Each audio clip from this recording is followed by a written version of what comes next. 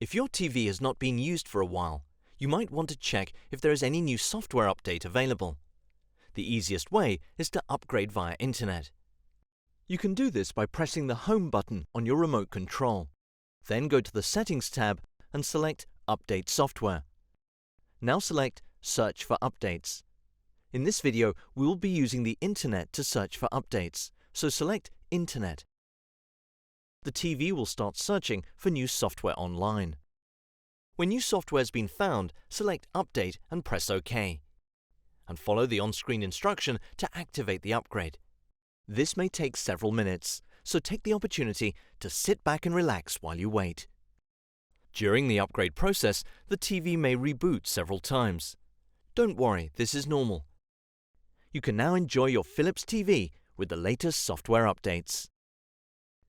To check your TV's software version, press the Home button. Go down to the Settings tab and select Update Software. Now select Current Software Info and press OK. Congratulations! You have completed the software upgrade. Now you can enjoy using your smart TV with great performance.